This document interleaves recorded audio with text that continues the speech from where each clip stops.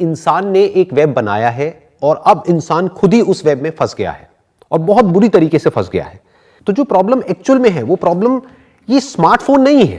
Problem ये है कि स्मार्टफोन को हम समझ ही नहीं पा रहे कि ये क्या है और किस लेवल पे ऑपरेट कर रहा है और किस तरीके से हमारे माइंड को कंट्रोल कर रहा है।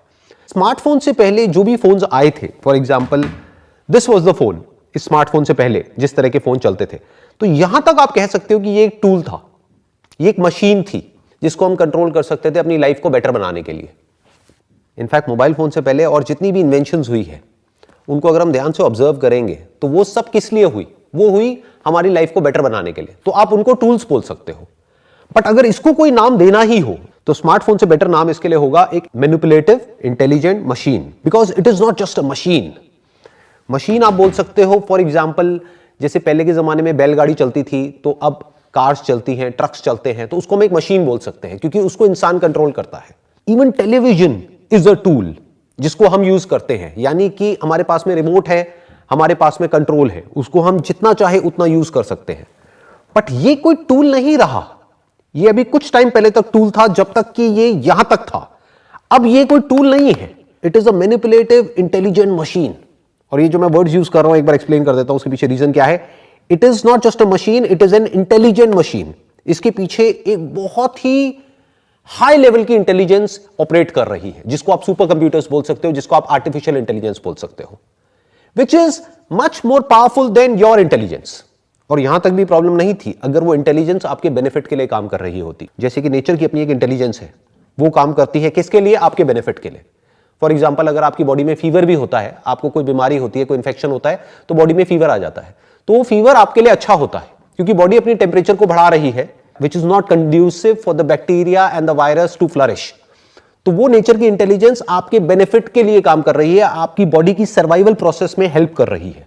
ये है नेचर की इंटेलिजेंस। बट इसमें क्या प्रॉब्लम है? Now it is no more a machine, it is a manipulative intelligent machine. मतलब क्या? इसको पीछे से मैनिपुलेट किया जा रहा है। कौन मैनिपुलेट कर रहा है?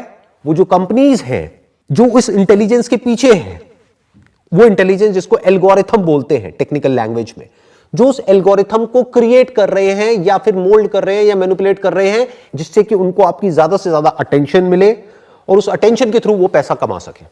जितनी ज्यादा आपकी अटेंशन उन लोगों को मिलेगी उतना ज्यादा वो पैसा कमा सकते हैं। तो ध्यान से समझना, ये जो प्रॉब्लम है ये इतनी बड़ी है जिसकी कोई हद नहीं है। आपको पता ही नहीं है किस लेवल पे क्या इंटेलिजेंस ऑपरेट कर रही है आपके माइंड को कंट्रोल करने के लिए, आपकी लाइफ को कंट्रोल करने के लिए और आपकी अटेंशन को कंट्रोल करने के लिए। So it is no more a tool, it is a controller. ये सिर्फ आपकी अटेंशन को कंट्रोल नहीं कर रहा है, आपके बिहेवियर को कंट्रोल कर रहा है, आपकी ब्रेन को कंट्रोल कर रहा है, आपके थॉट्स, आपके आइडियाज, सब कुछ कंट्रोल कर रहा है। ऐसे बहुत सारे सर्वेज हुए हैं, ऐसी बहुत सारी रिसर्चेज हुई हैं, ऐसी बहुत सारी स्टडीज हुई है जिसमें ये निकल करके आया है कि जैसे जैसे हम इसके एडिक्ट होते चले जा रहे हैं, जिसको हम स्मार्टफोन बोलते हैं, तो उसकी वजह से किस तरीके से डिप्रेशन, स्ट्रेस, एंजाइटी तो बढ़ ही रहा है, उसके साथ साथ में किस तरीके से हमारी बॉडी के अंदर चेंजेस आ रहे हैं, हमारी ब्रेन के अंदर चेंजेस आ रहे हैं। और ये समझना जरूरी क्यों है, पहले इसको समझ लेते हैं। किसी भी प्रॉब्लम का अगर हमको सोल्यूशन निकालना है तो उसका जो सबसे पहला स्टेप होता है that is knowledge, that is information. कि जब आपको पता होगा कि वो प्रॉब्लम क्या है तब आप उस प्रॉब्लम का सोल्यूशन निकाल सकते हो। अगर आपको पता ही नहीं है कि प्रॉब्लम क्या है, आपको अवेयरनेस ही नहीं है कि इशू कितना बड़ा है, तो उसका सोल्यूशन निकालना तो भूल ही जाओ।